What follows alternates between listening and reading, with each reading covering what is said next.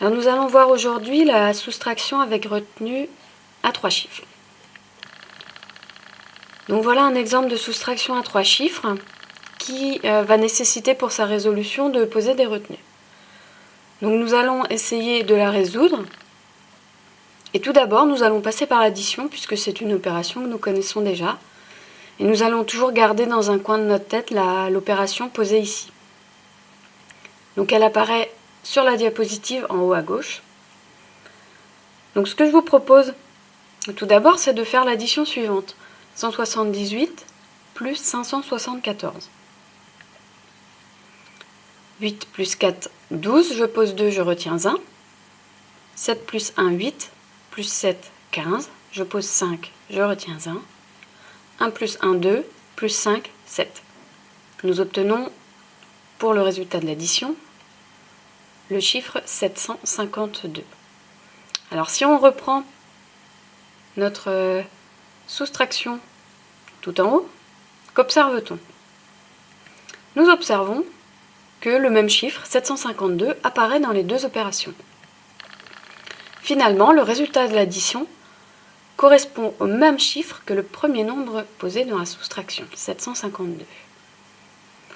Mais alors, 574, qu'est-ce que c'est? Peut-être est-ce le résultat de la soustraction 752 moins 178. Nous allons vérifier cela en posant le calcul.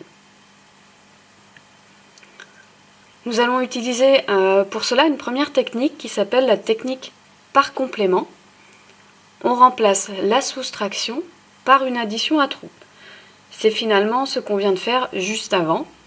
Et on va présenter ici la technique pour y arriver. Donc, ma soustraction de départ était 752 moins 178. Je vais me poser la question dans l'autre sens et me demander combien faut-il ajouter à 178 pour arriver à 752. Soit 178 plus combien égale 752. Donc la première étape, avec les unités, en bleu ici, je cherche si l'on peut ajouter quelque chose à 8 pour arriver à 2. Ce n'est pas possible. Donc je pense alors à l'addition avec retenue et je me pose la question, est-ce que je peux ajouter quelque chose à 8 pour arriver à 12? Je peux effectivement ajouter 4. Donc je n'oublie pas ma petite retenue à côté du 7. Deuxième étape, avec les dizaines, je cherche si je peux ajouter quelque chose à 8, 7 plus 1, pour arriver à 5, ce n'est pas possible, mais je pense alors à la retenue. Je peux ajouter 7 à 8 pour arriver à 15. Je n'oublie pas ma petite retenue à côté du 1. Et enfin, je cherche si je peux ajouter quelque chose à 2 pour arriver à 7. Cette fois-ci, c'est possible, je peux ajouter 5. J'ai complété mon addition par le chiffre 574. Et le résultat ainsi obtenu avec cette addition à trous, 574, est le même que celui obtenu en posant la soustraction de départ. Donc nous voyons bien ici la relation qu'il peut y avoir entre soustraction et addition.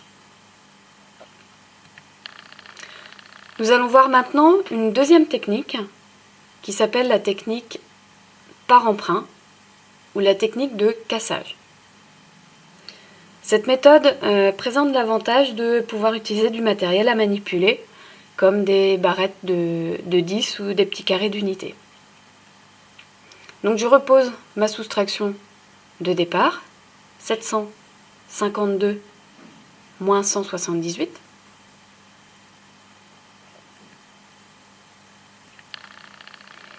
Et je commence par les unités. Je soustrais les unités. 2 moins 8, je me rends compte que c'est impossible. Je vais donc casser une dizaine, ici le 5, pour avoir 10 unités de plus. Donc je me retrouve avec 12 unités. Il ne me reste plus que 4 dizaines. Et là, je me rends compte que 12 moins 8, cette fois-ci, c'est possible. Et cela me donne 4. Je passe ensuite, donc on peut manipuler en même temps les petites barres de dizaines et les petits carrés d'unités. On peut le voir ici à droite. J'ai dans un premier temps 5 dizaines et 2 unités. Je casse une dizaine pour avoir 4 dizaines et cette fois-ci 12 unités. Je vais ensuite passer aux dizaines. Je vais essayer de soustraire les dizaines. Donc je me retrouvais à la suite de la deuxième étape avec 4 dizaines que je dois soustraire à 7. C'est impossible. Je casse donc cette fois-ci une centaine pour avoir 10 dizaines, comme nous l'avons fait précédemment. Je me retrouve donc avec 14 dizaines, auxquelles j'enlève 7 dizaines. Cette fois-ci, c'est possible et il me reste 7 dizaines. Et ensuite, pour les centaines, j'en ai 6. Je dois en enlever une. C'est possible. Il me reste 5 centaines. Donc nous devions vérifier que 752 moins 178 égale 574. Donc nous l'avons fait également par la deuxième technique. Donc quelle méthode utiliser en classe? Je pense que la méthode à privilégier en premier lieu est la méthode dite de cassage par emprunt, puisqu'il suffit aux élèves d'avoir assimilé les principes de groupement-échange. Et de plus, cette technique est plus facile à simuler avec du matériel. Néanmoins, dans le cadre d'une différenciation, la technique par complément peut être utilisée.